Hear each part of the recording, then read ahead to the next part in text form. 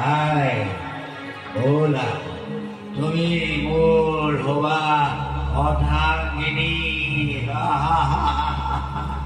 মাজুলী এজনী ছোৱালীৰ গীতটো যেতিয়াৰ পৰাই গাবলৈ ল'লে বিভিন্ন অনুষ্ঠানত অসমৰ বাহিৰৰ অকল তেখেতে কয় যে মোৰ মাজুলী প্ৰিয় ঠাই, আপোনালোক মাজুলীলৈ যাব, মাজুলীৰ সুন্দৰ পৰিৱেশ। আৰু সেই গীতটি য'ৰ পটভূমিত মানে গীতটো ৰচনা হৈছিলে সেই ঠাইকণতে আমি এইবাৰ মানে প্ৰতি বছৰে ৰাস পাতি আহিছোঁ আৰু এইবাৰ পাতি আহিছোঁ। সেইবাবে আমি তেওঁক উৎসৰ্গা কৰি তেখেতৰ নামতে আমি এইবাৰ প্ৰৱেশ পত্ৰৰ কোনো ব্যৱস্থা কৰা নাই। অহা ইংৰাজী 4-5-6 নৱেম্বৰ তাৰিখে মাজুলী মহাবিদ্যালয়ৰ খেলপথাৰত শ্ৰী শ্ৰী কৃষ্ণ ৰাসলীলা যুৱ সমন্বয় কৃষ্টি সংঘ মাজুলীয়ে অনুষ্ঠিত কৰিবলৈ ওলাইছোঁ। এইবাৰ ৰাসভাগী আমাৰ মৰমৰ শিল্পী সকলোৰে প্ৰিয় বিশ্ববিখ্যাত হিয়াৰ আমঠু জুবিন গাৰ্গ দেৱৰ নামত আমি উৎসৰ্গিত কৰাৰ সিদ্ধান্ত গ্ৰহণ কৰিছোঁ। আৰু লগতে ভূপেন হাজৰিকা দেৱৰ 100 বছৰ হোৱাত আমি তেখেতলৈও শ্ৰদ্ধাঞ্জলি জনাম। আৰু 3 দিনৰ কাৰ্যসূচী জুবিন গাৰ্গৰ দেৱৰ নামতে উৎসৰ্গিত হ'ব। আৰু আমাৰ ইয়াত মানে দৰিয়াৰ ঘাটতে কলিজা ঠেকেচি জুবিন গাৰ্গৰ অমৰ সৃষ্টি যি গীত বিভিন্ন মঞ্চত যেতিয়া পৰিৱেশন কৰে জুবিন গাৰ্গে, তেতিয়া মঞ্চৰ পৰা কয় যে আপোনালোকে মাজুলীলৈ গৈছেনে, মোৰ মাজুলী প্ৰিয় ঠাই, আপোনালোকেও মাজুলীলৈ এবাৰ আহিব। এইবাৰ যিহেতু আমাৰ হিয়াৰ আমঠু অতিকৈ মৰমৰ আমাৰ স্বনামধন্য শিল্পী জুবিন দা আমাৰ মাজত নাই, তেখেতৰ স্মৰণত তেখেতক স্মৰণ কৰিবৰ বাবে আমি এই ৰাসলীলাখন তেখেতৰ নামত উৎসৰ্গা কৰিবলৈ মনস্থ হৈছোঁ। আৰু আমাৰ যদিও আমি জুবিন দাৰ এই আমাৰ ৰাসখন উৎসৰ্গা কৰিম, তথাপিতো আমাৰ যি আধ্যাত্মিক ভাৱ, আমাৰ যি নিজস্বতা আছে ৰাসৰ, সেইখিনি আমি কেতিয়াও লোপ পাই যাবলৈ নিদিওঁ।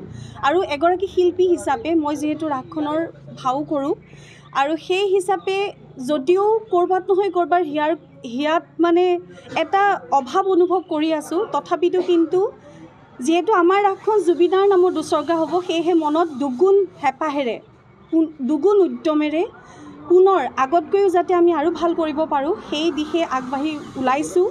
আৰু সকলো ৰাইজক মই আপোনালোকৰ চেনেলৰ জৰিয়তে অনুৰোধ জনাম, আহিব। যিহেতু আমাৰ ৰাসখন 4-5-6 নৱেম্বৰ তাৰিখে দৰিয়াডুবিৰ পাৰত, সকলোৱে যাকে চিনি পায় এই দৰিয়াডুবি নামটো, যিহেতু জুবিনদাৰ গানে চিনাকি কৰি তুলিছিলে আমাৰ এই দৰিয়াডুবি, আৰু দৰিয়াডুবিৰ পাৰতে হ'ব আমাৰ ৰাসলীলা। সেয়েহে সকলো অসমবাসী ৰাইজক আমি আমন্ত্ৰণ জনাম। 4-5-6 নৱেম্বৰ ৰাসলীলা মহোৎসৱ আমাৰ মাজুলীত অনুষ্ঠিত হ'ব। মাজুলী যুৱ সমন্বয় কৃষ্টি সংঘই এইবাৰ 7মবাৰৰ বাবে আমি মাজুলী মহাবিদ্যালয় খেলপথাৰত দৰিয়া পাৰত আমি অনুষ্ঠিত কৰিবলৈ আগবাঢ়িছোঁ। দৰিয়া পাৰত প্ৰথম আচলতে জুবিন গাৰ্গে তাতে মাজুলীত প্ৰথমটো অনুষ্ঠান আৰম্ভ কৰিছিল।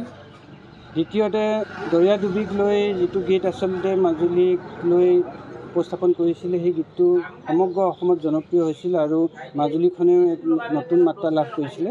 শেহতীয়াকৈ মাজুলী জিলা প্ৰশাসন আৰু মাজুলীবাসীয়ে তাতে জুবিন গাৰ্গদেৱৰ মৃত্যুৰ পিছতে এটি শ্ৰদ্ধাঞ্জলি অনুষ্ঠান কৰিছিলে। তাতে হেজাৰ হেজাৰ জনতাই চকু পানী টুকিছিল। সেই খেলপথাৰখনত মাজুলী মহাবিদ্যালয় সেই খেলপথাৰখনত আমি ৰাস অনুষ্ঠিত কৰি আহিছোঁ। এই বৰ্ষত জুবিন গাৰ্গদেৱৰ সোঁৱৰণত তেখেতৰ প্ৰতি শ্ৰদ্ধা জনাই আমি সমগ্ৰ ৰাসখনত 3 দিনৰ ৰাসক তাতে তেখেতৰ নামত উৎসৰ্গা কৰিবলৈ আগবাঢ়িছোঁ। ইয়াৰে 2 নম্বৰ দিনা আমি যিহেতু ভূপেন হাজৰিকাৰ জন্মদিন, সেই দিনটোত তেখেতক স্মৰণ কৰি ভূপেন হাজৰিকা দেৱৰ উৎসৰ্গিত হ'ব ৰাস। গতিকে এই ৰাসখন আমি আচলতে এই বৰ্ষত তেখেতৰ নামত উৎসৰ্গা কৰি 3 দিনে মুকলি ৰাস কৰাৰ মনস্থ কৰিলোঁ। আজি সিদ্ধান্ত কৰিলোঁ ৰাজহুৱা সভা দি সম্পূৰ্ণ বিনামূলীয়াকৈ 3 দিনৰ ৰাস আমি অনুষ্ঠিত কৰিম। অন্তিম দিনা ৰাস আমাৰ মহিলাসকলে অনুষ্ঠিত কৰিব। পূৰ্বৰ দৰে আমি চেষ্টা কৰিম পূৰ্বতকৈও আমাৰ ৰাসৰ মানদণ্ড যাতে উন্নত হয়, তাৰ কাৰণে আমি সকলো ব্যৱস্থা কৰিছোঁ। ইতিমধ্যে আমাৰ আখৰা আৰম্ভ হৈছে আৰু সকলো শিল্পী কলা কৌশলীয়ে ছেটিংছ নিৰ্মাণৰ পৰা ধৰি মুখা আদি সকলো কামত ইতিমধ্যে তেওঁলোক ব্যস্ত হৈ পৰিছে।